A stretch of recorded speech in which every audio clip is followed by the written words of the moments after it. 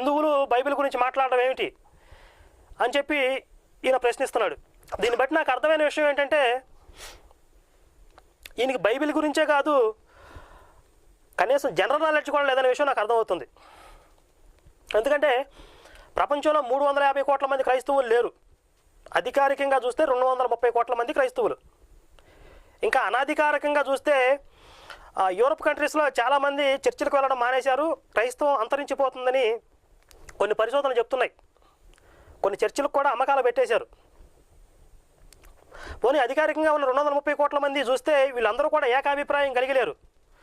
వీళ్ళలో 120 కోట్ల మంది క్యాథలికులతో ఒక నమ్మకం, 100 కోట్ల మంది ఉన్న ప్రొటెస్టెంట్లతో ఒక నమ్మకం, ఇంకొంతమంది ఆర్థోడాక్స్, ఇంకొంతమంది చారిస్మాటిక్ వర్షన్ బైబిల్, ఈ విధంగా రకరకాల డిఫరెంట్ శాఖలు ఉన్నాయి. వీళ్ళలో ఏ ఒక్కరిని తీసుకున్నా మిగిలిన వాళ్ళందరూ నరకానికి పోతారని చెప్తారు. వీడిని అడిగితే వాడు